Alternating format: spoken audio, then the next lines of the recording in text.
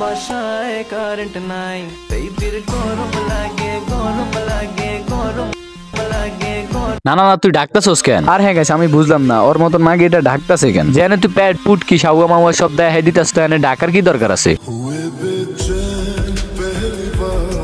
যখন আমি গেছি ভর্তি করাইতে আমাকে বলে যে খানকির বাচ্চা, মাদার চোদের বাচ্চা, এগুলো ন্যাকামি দেখলে মন চাই পুটকি দিয়ে বাসটা একবারে ঢুকাই দিতে। সো হ্যালো ভাই ব্রাদার্স, ওয়েলকাম ব্যাক। আশা করছি তোমরা সকলে ভালো আছো এন্ড আমিও ভালো আছি। সো গাইস, আজকে আমরা এমন কিছু মাদার চোদকে নিয়ে কথা বলতে যাচ্ছি, মানে তোমার নিজেরও মন চাইবে এগুলার হেডার ভিত্তে লাথি দিয়ে এগুলার মারে লাইতে। এখন বর্তমানে না গাইস, কিছু কিছু মেয়ে আছে নতুন ধরনের বিজনেস বের করছে। দেখবা যে সব চোদ মারানির বাচ্চা এগুলোর গেঞ্জি প্রায় এগুলোর ভিতরে থেকে ইন্দুর, কুত্তা, বিলাই, মহিষ মনে করে এভরিথিং সবকিছু বাইর করতেছে। এখন তোমরা আমার ভিডিও দেখো, আসলে এই ভিডিওগুলো কিন্তু ভালো না, মানে তোমরা এই ভিডিও থেকে ভালো কিছু পাইবা না এন্ড ভালো কিছু শিখতে পারবা না। কিন্তু এখন আমি কিছু কথা বলবো, মানে তোমরা মিলাইও আসলে কথাগুলো ঠিক নাকি। এখন তোমরা কি বলবো আমি জানি না। ধরো রাস্তা দিয়ে যদি একটা মেয়ে হেঁটে যায়, ধরো দেখতে ভালোই সুন্দর একটা মেয়ে রাস্তা দিয়ে হাঁটে যাইতেছে, এখন যদি ওখানে 10টা ছেলে থাকে, ওখান থেকে 6টা হলো তাকাবে ওই মেয়ের দিকে। আর মনে করো মেয়ে মানুষের ভিউজ এন্ড আকর্ষণ করার জন্য কোনো প্রকারে কোনো স্কিল লাগে না বা কোনো ট্যালেন্ট লাগে না। অনলাইন জগতে মেয়েদের যাত্রাটা হয়েছে বেশিরভাগ ফেস ক্যামের মাধ্যমে। সেই ফেস ক্যাম থেকে এখন বর্তমানে এই অবস্থা। এখন গাছ এগুলা করে আসলে ওদের প্রফিটটা কি, মানে ওর মতন মেয়েদের আসলে প্রফিটটা কি, মানে এই যে ওর মতন মেয়েদের প্রফিটটা কি। এখন তোমরা হয়তো মনে করো এইসব মেয়ের এইসব ভিডিও বানায় মানে ভিউজের জন্য, অ্যাটেনশনের জন্য। হ্যাঁ ঠিক আছে, বাট ওই যে ওর মতন মেয়ে যেগুলো আছে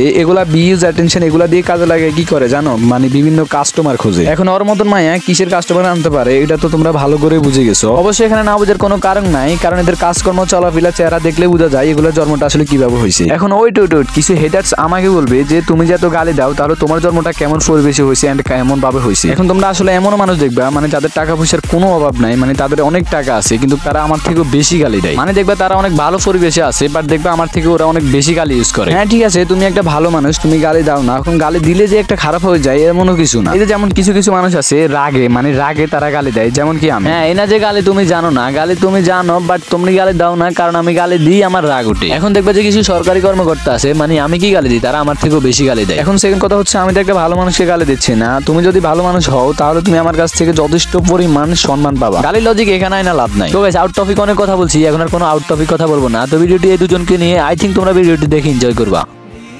আমাদের মুখ হাসে কিন্তু মন হাসে না।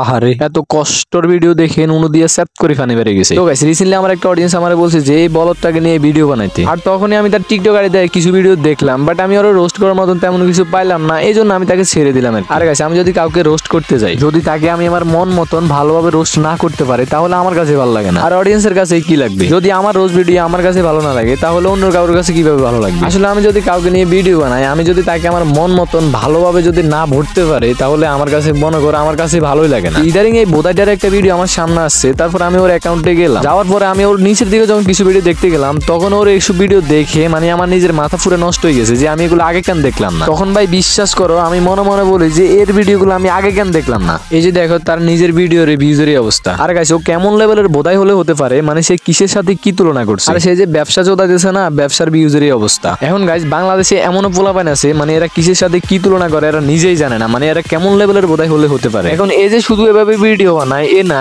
এর মতন হাজারো মানুষ আছে, মানে কিছু বাইনচোদা আছে যে এইভাবে ভিডিও বানায়, বোকা চোদার বাচ্চারা, মাদার চোদার বাচ্চারা। মানে গাইস বিশ্বাস করো যদি আমি এগুলো পাইতাম এগুলো পুটকি দিয়ে একবারে বাস ঢুকে দিতাম। মাদার চোদার বাচ্চারা, তোরা কি গু খাইবার হয়েছিস নাকি বোকা চোদা, নাকি তোদের বাবা মা তোদেরকে গু খাইবার করছে বোকা চোদার বাচ্চারা। মানে গাইস বিশ্বাস করো বাংলাদেশে এখনো এমনও পোলাপাইন আছে মানে কিসের সাথে এরা কি তুলনা করে এরা নিজেই জানে না, বোধার বাচ্চা বোধাইরা। আর গাইস, এই ন্যাংটা বলারে আমি পার্সোনালি একদিন ভালোভাবে ধরবো ভিডিওর মাধ্যমে। আবারও দেখাচ্ছি কোনো নেক্সট ভিডিওতে। Tata bye bye, till then, take care. আর গাইস, আমি আমার প্রত্যেকটা ভিডিওর তুলনায় এর আমি কিছু বলি নাই।